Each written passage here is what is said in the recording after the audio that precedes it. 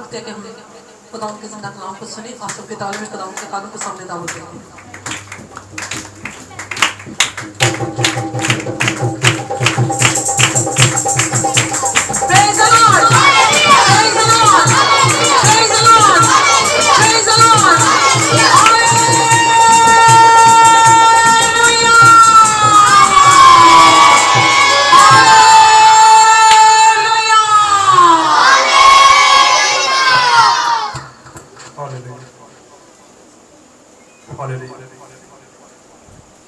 यीशु मसीह के बाबरकत नाम में आप सबकी सलामती हो।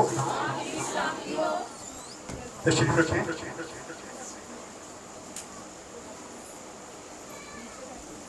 आए खुदा के जिंदा कलाम में से आज अपनी इस्लाह के लिए जरा थोड़ी देर के लिए सीखेंगे। जैसा कि आप लोग सब जानते हैं कि हमने एक ग्रुप तश्कील दिया प्रमोट यूसीएच के नाम से। जब हमने इसको बनाया तो एक बोझ था हमारे ऊपर। खुदा का शुक्र है जब हमने इसको शुरू किया तो 2 लोग थे। आज खुदा का शुक्र है 36 लोग हैं, जिसमें पास्टर साहबान हैं, 4 बिशप हैं। और ये खुदा की खास बरकत है कि हमने इसको शुरू किया। रात को भी हम यूसीएच हॉस्पिटल में थे। गाहे गाहे हम जाते हैं, वहां पे दुआ करते हैं, वहां जो पेशेंट होते हैं उनको मिलते हैं, उनसे मुलाकात करते हैं। खासकर वो पेशेंट जो प्रमोट यूसीएच के तलक से जाता है। जब रात को हम गए तो वार्ड में जगह नहीं थी, यानी वार्ड फुल भरी हुई थी।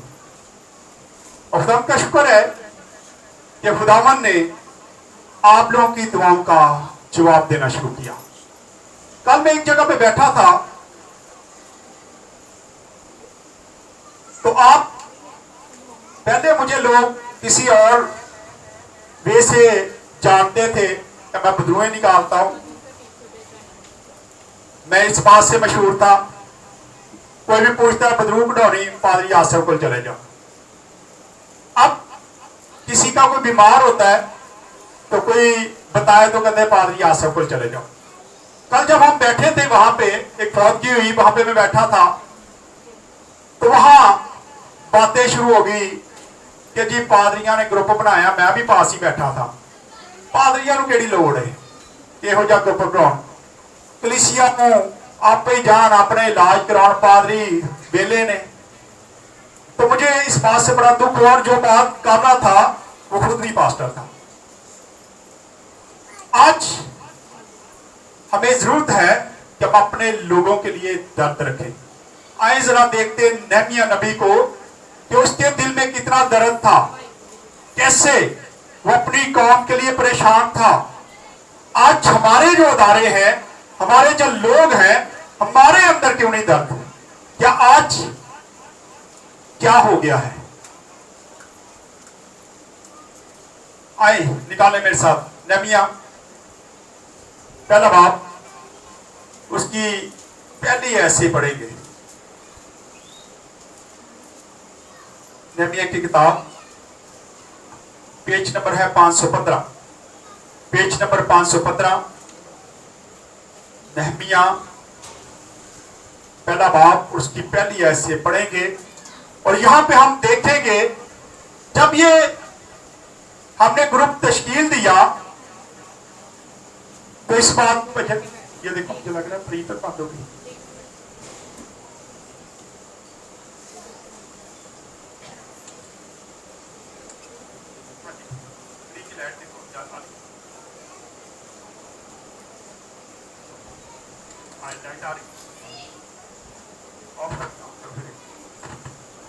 पहली ऐसे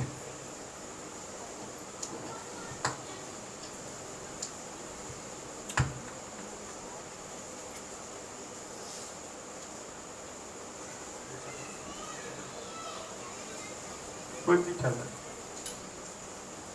पढ़े ऐसे। के महीनों में जब मैं कैसे शोषण में था तो ऐसा हुआ जो मेरे भाइयों में से एक है। और चंद आदमी यहूदा से आए और मैंने उनसे उन यहूदियों के बारे में जो बच निकले थे और असीरों में से बाकी रहे थे और यरूशलेम के बारे में पूछा। उन्होंने मुझसे कहा कि वो बाकी लोग जो असीरी से छूटकर उस सुबह में रहते थे नहायत मुसीबत और जिल्लत में पड़े हैं और यरूशलेम की फसील टूटी हुई और उसके। अब हननिया बता रहा है कि मेरे पास मेरा एक भाई आया और साथ मेरे शहर के कुछ लोग आए। जब वो मेरे पास आए तो मैंने उससे बात की और जब बात हो रही थी तो क्या हुआ, पढ़े जी। और उसके फाटक आग से जले हुए हैं। उसके फाटक आग से जले हुए हैं।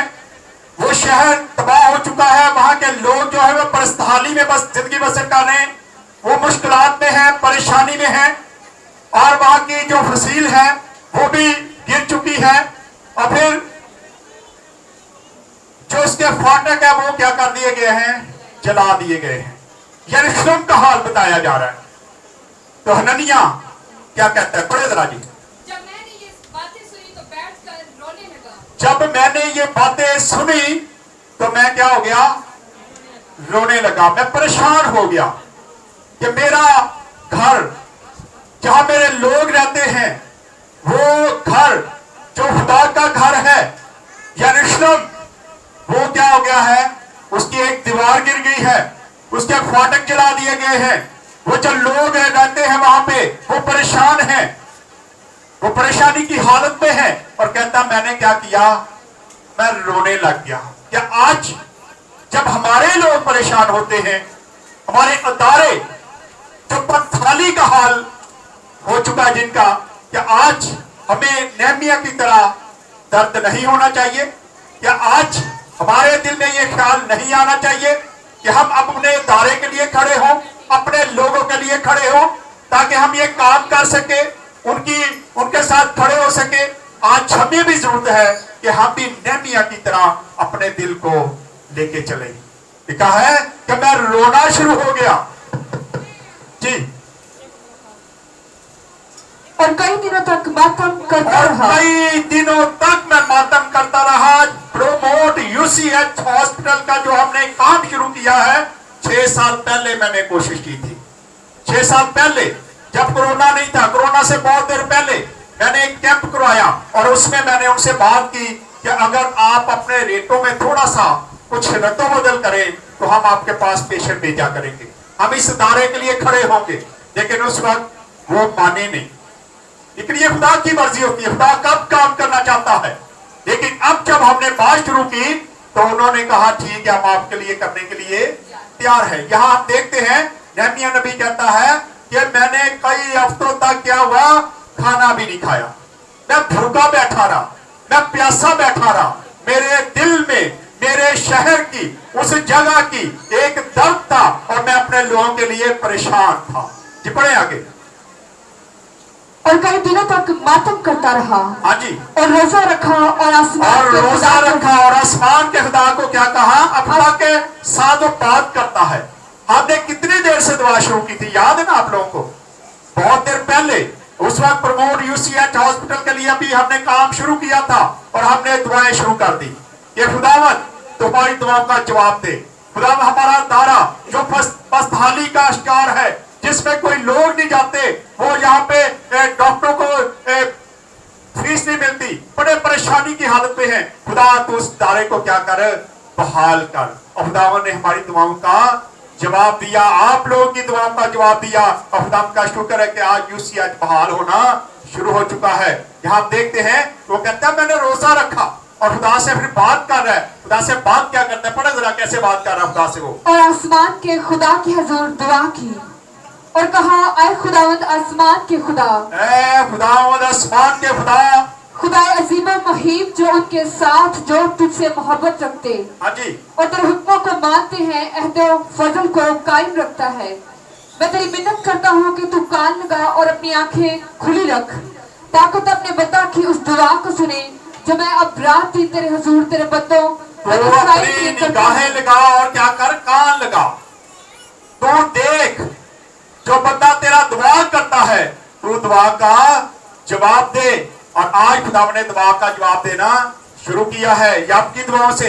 आज भी जब हम बड़े आजिज़ी के साथ खुदा के हुजूर में झुकते हैं तो खुदा हमारी दुआओं का जवाब देता है। लेकिन जब हम में आजिज़ी होती है, अकड़ से खुदा दुआ नहीं सुनता। कई बार हम अकड़ में दुआ करते हैं, खुदा ने सोने लिया ना, खुदा ने सहार चढ़ाने हैं, हम सोचते हैं खुदा ने सहार नहीं चढ़ाओ, करो दुआ देखी जाएगी। लेकिन खुदा ऐसी दुआओं का जवाब नहीं हो देता। दुआ उस वक्त सुनी जाती है जब आपके अंदर आजिज़ी आती है।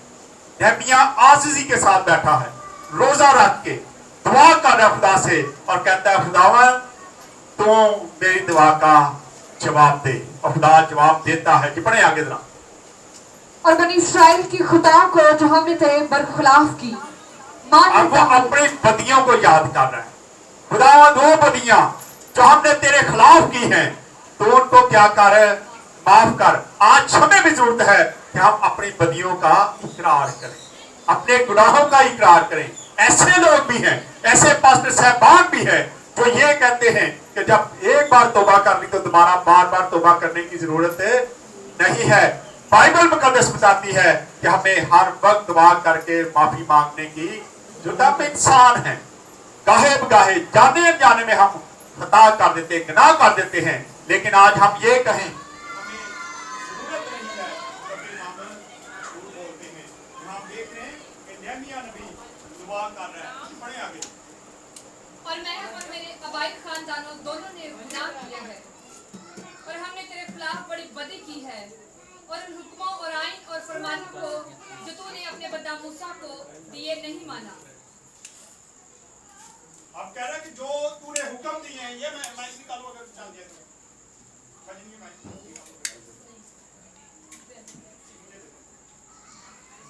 अब वो अपने बाप दादा की गलतियों का भी क्या कर रहा है, इकरार कर रहा है। पहले अपनी गलती का इकरार करता है, बड़ी इस्राएल कौम की गलतियों के इकरार करता है और फिर कहता है मैं अपने बाप दादा की गलतियों का भी इकरार करता हूँ। जो हमने तेरे खिलाफ गुनाह किया है, हमने तेरे हुक्मों को नहीं माना, तो हमें क्या करे, माफ कर। जी आगे। मैं तेरी मिन्नत करता हूँ कि अपने उस कौल को याद कर कि तूने अपने बंदा मूसा को फरमाया कि अगर तुम नाफरमानी करो तो मैं तुमको कौमों में तितर बितर करूंगा। पर अगर तुम मेरी तरफ फिर कर मेरे हुक्मों को मानो और उन पर अमल करो तो वो तुम्हारे आवारा गिर्द आसमान के किनारों पर भी हो तो मैं उनको वहां से इकट्ठा करके उस मुकाम में पहुंचाऊंगा जिसे मैंने चुन लिया है ताकि अपना नाम वहां रखूं।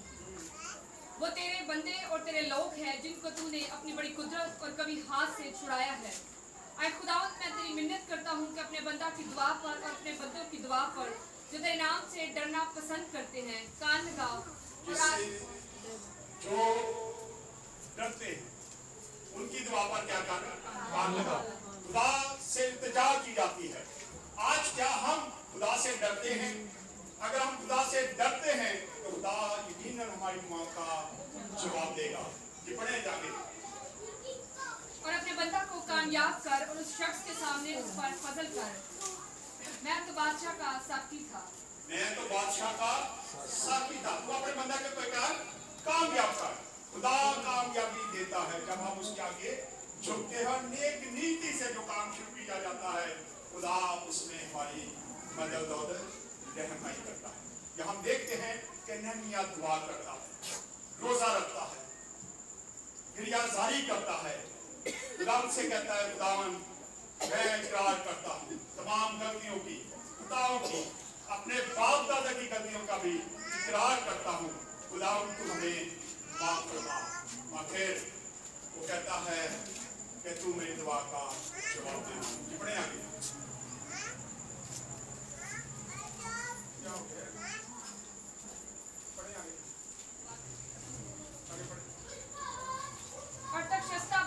बादशाह के 20वें वर्ष निसान के महीने में जब मैं उसके आगे थी तो मैं उठाकर बादशाह को दी और इससे मैं उठाई और बादशाह के आगे रखी, उसको दी। और फिर क्या हुआ? और इससे पहले मैं कभी उसके हुजूर उदास नहीं हुआ था। उसके हुजूर में कभी उदास नहीं हुआ था क्योंकि मैं तो खुश था। मैं बादशाह के हुजूर में रहता था, मैं उसका साकी था, मैं उसको मैं देता था और वो मैं पीता था, इसलिए मैं भी खुश रहता था, बादशाह के पास रहता था और मैं खुश था। लेकिन मैं उदास था। इस वक्त उदास क्यों था? क्योंकि मेरे शहर की तस्वीर गिर गई, दीवार गिर गई थी, मैं इसलिए परेशान हूँ। पढ़े जरा बादशाह क्या परेशानी क्या कहते हैं। तो बादशाह ने मुझसे कहा, तेरा चेहरा क्यों उदास है? बादशाह सवाल करता है, नहमिया तेरा चेहरा उदास क्यों है, तू क्यों परेशान है? तो वो अपनी परेशानी बताता है। जी आगे। बावजूद के तू बीमार नहीं है। बावजूद के तू बीमार भी नहीं है। कई बार हम भी इसी तरह जब दर्द होता है, जब हम परेशान होते हैं, तो कई बार कहते हैं लोग यार बड़ा परेशान है, इन बीमारी नहीं लगी। और सबसे पहले क्या होता है, शुगर चेक करवाना। आज शुगर का टाइम है, हम कहते हैं शुगर चेक करवाना, कहते शुगर ना होगी अबे। तो परेशान क्यों है? हम ये नहीं जानते कि हमारी परेशानी और भी बहुत सारी परेशानी होती है। बादशाह पूछता है तू बीमार भी नहीं है और तू परेशान है, क्यों परेशान है? और वो अपनी परेशानी बताता है। पढ़े। बस ये दिल के गम के सिवा और कुछ ना होगा। तब मैं बहुत डर गया और मैंने बादशाह से कहा कि बादशाह हमेशा जीता रहे, मेरा चेहरा उदास क्यों ना हो, जबकि वो शहर जहाँ मेरे बाप दादा की कब्रें हैं, उजाड़ पड़ा है, और उसके फाटक आग से जले हुए हैं। उसके फाटक भी आग से जले हुए हैं। आज हमारा एक अदारा उजाड़ पड़ा था, अगर हमने उसके लिए दर्द रखा, आप लोगों ने दुआएं की और उसको बहाल करवाया, तो मैं समझता हूँ कि ये खुदा की खास हम पे मेहरबानी है। खुदा दुआओं का जवाब देने वाला है।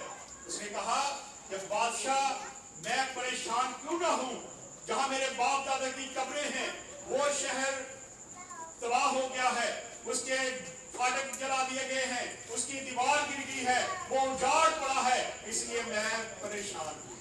ये पढ़े आगे। बादशाह ने मुझसे फरमाया, किस बात के लिए तेरी दरख्वास्त है? जी। तब मैंने आसमान के खुदा से दुआ की। फिर मैंने बादशाह से कहा, अगर बादशाह की मर्जी हो और अगर तेरे खादिम पर तेरे करम की नजर है, तो तू मुझे यहूदा में मेरे बाप दादा के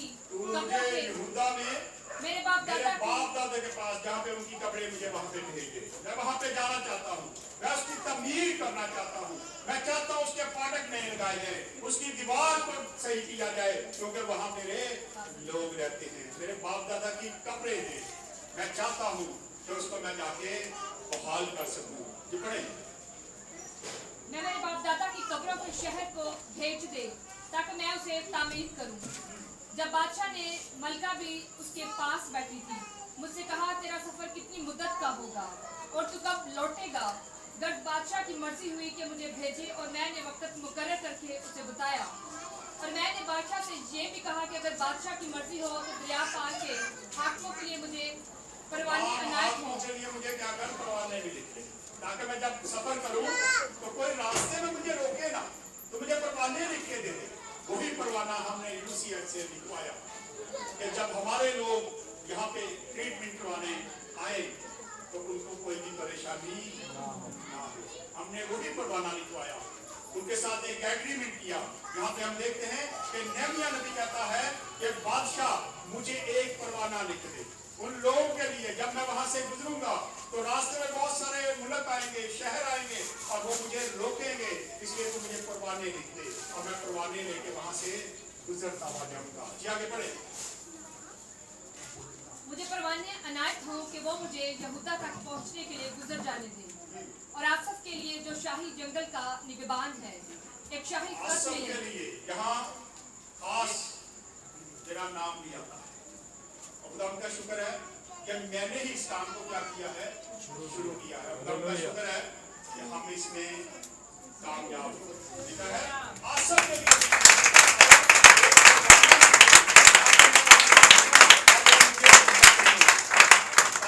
शहर की क्या करूं, को जाकर कर सकूं। पढ़े जरा। और आसफ के लिए जो शाही जंगल का निगहबान है, एक शाही खत मिले कि वो हैकल के किला के फाटकों के लिए और शहर पनाह और उस घर के लिए जिसमें मैं रहूंगा कड़ियां बनाने को मुझे लकड़ियां दे। मुझे क्या करे, लकड़ियां। ये हमारे अंदर दोस्त जो इसके लिए हमने प्रभु की खुशियत को शुरू किया और फिर खुदा का शुक्र है कि आज हम उसमें कामयाब हुए, जिस तरह नहमिया नबी कामयाब हुआ।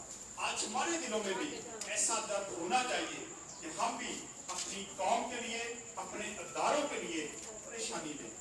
ये खुदावन तू हमारे अदारों को क्या कर, बहाल कर, जो तेरे नाम से कहलाते हैं, तेरे नाम से जाने जाते हैं। खुदावन आज वो पस्तहाली की दौर पे जा रहे हैं, खुदावन तू हमारे अदारों को क्या कर, बहाल कर। और लोग जब दुआ करते हैं, नहमिया दुआ करता है तो बादशाह वही कुछ करता है और उसको कुर्बाने लिख के देता है, और नहमिया जाके उस सारे शहर को दोबारा से क्या करता है, ठीक करता है। आज हमें भी जरूरत है कि हम ऐसा बोझ रखें। आइए आप भी एक हवाला पढ़ेंगे, ये भी इसीलिए मैंने चुना है ताकि इसमें आपको पता चले। यूहन्ना की इंजील 15 बाब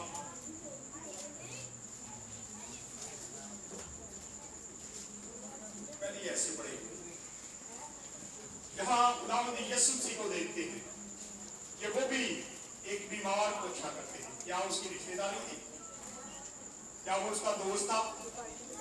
क्या उसके घर का कोई बफर था? नहीं, यीशु मसीह हमारा जो, जिसके हम पूजा करने वाले हैं, जो हमारा उस्ताद भी है, जो हमारा महाफिज भी है, जो हमारा खुदा है, वो भी दर्द रखता था लोगों के लिए। यहाँ पे देखते हैं कि उसने क्या किया। पढ़ेगी 5 बाब पहले ऐसे पढ़ेंगे। इन बातों के बाद यहूदियों की एक ईद हुई और यीशु यरूशलेम को गया। यरूशलेम में भीड़ दरवाजा के पास एक हौज है जो इब्रानी में बैते हस्दा कहलाता है, और उसके 5 बरामदे हैं। उनमें से बहुत से बीमार और अंधे और लंगड़े और उसमें बहुत से बीमार, अंधे, लंगड़े, पसे मुर्दा लोग जो है वो वहां पे पड़े हुए थे, क्योंकि हर साल वहां पे एक फरिश्ता उतरता है और वो उतर के क्या करता है, पानी को हिलाता है। पढ़े जरा। उनमें से बहुत से बीमार और अंधे और लंगड़े और पस मुर्दा लोग जो पानी के हिलने के मुंतजर होकर पड़े थे, क्योंकि वक़्त पर खुदावंद का फरिश्ता हौज पर उतरकर पानी हिलाया करता था। पानी हिलते ही जो भी पहले उतरता तो शिफा पाता। जो भी पहले उतरता वो शिफा पाता। वक्त नहीं, आज खुदा के खादमीन के पास ये इख्तियार है कि जब चाहे हौज का पानी पिला सकते हैं। हर इबादत में पानी हिलाया जाता है और मौजज़ाते बखूब में आते हैं। उस वक्त साल के बाद एक मौजज़ा होता था, एक फरिश्ता उतरता था और पानी को हिलाता था, और जो पेशेंट सबसे पहले नीचे उतर जाता था पानी में, वो शिफा पाता था। और वहां पे एक बंदा नजर आता है, बड़े जरा आगे। पानी हिलते ही जो भी पहले उतरता तो शिफा पाता, उसकी जो कुछ बीमारी क्यों न हो। वहाँ एक शख्स था जो 38 बरस से बीमारी में मुब्तला था। 38 बरस से बीमार जी। उसको यीशु ने पड़ा देखा और ये जानकर कि वो बड़ी मुद्दत से इस हालत में है, उसने कहा, क्या तू तंदुरुस्त होना चाहता है? क्या तू तंदुरुस्त होना चाहता है? ये सवाल है। यीशु मसीह उससे सवाल करते हैं कि क्या तू तंदुरुस्त होना चाहता है, और उसका जवाब क्या है, सुने जरा। उस बीमार ने उसे जवाब दिया, ऐ खुदावंद मेरे पास कोई आदमी नहीं। खुदावंद मेरे पास कोई आदमी नहीं है, मैं तो अकेला हूँ, मेरे तो घर वाले भी मुझे छोड़ गए हैं। आज कई मरीज ऐसे हैं जिनका कोई सहारा नहीं है। जब से हमने ये काम शुरू किया, हमें कुछ लोग ऐसे मिले जिनका कोई भी इलाज करवाने के लिए तैयार नहीं है। आपके इर्द गिर्द कोई ऐसा शख्स है तो आप जरूर को हमारे साथ रब्ता करवाइए, हम उसका इलाज करवाएंगे। यहाँ खुदावंद यीशु मसीह कहते हैं कि तू ठीक होना चाहता है? वो कहता होना तो चाहता हूँ, लेकिन मेरे पास ही वो नहीं है। जब फरिश्ता आके पानी हिलाता है तो मेरे से पहले कोई उतर जाता है, और मैं वहीं का वहीं पड़ा हूँ, और मुझे 30 साल गुजर गए। यीशु मसीह क्या कहते हैं, पढ़े जरा। ऐ खुदावंद मेरे पास कोई आदमी नहीं कि जब पानी हिलाया जाए तो मुझे हौज में उतार दे, बल्कि मेरे पहुंचते पहुंचते दूसरा मुझसे पहले उतर पड़ता है। यीशु ने उससे कहा, उठ और अपनी चारपाई उठाकर क्या करे? हमने इस ग्रुप को इसलिए तश्कील दिया कि हम भी उन लोगों का सहारा बन सके। खुदावंद यीशु मसीह ने लातदार बीमारों को अच्छा किया। वो तो तरस खाता था। आज हम क्या करते हैं? हम कहते बीमार है तेरा वे बीमार, हम तरस नहीं खाते। जो लोग बीमार हैं आज हमें उनका भी सहारा बनने की जरूरत है। खासकर पास्टर साहबान को अपनी कलीसिया का दर्द होना चाहिए। जो भी पास्टर साहबान अपनी कलीसिया का दर्द रखते हैं वो उनके लिए खड़े होते हैं, और जो दर्द नहीं रखते, मैं बहुत सारे मिलते चलते हैं। एक पास्टर को मैंने कहा, भाई साहब आपकी कलीसिया दूर दराज दुआ करवाने जाती है, तो आप यहाँ पे आबादी शुरू करें। तो उसने कहा कि ये ना तो काम नहीं है, ना जान के रखे जाते हैं, हमें परवाह नहीं।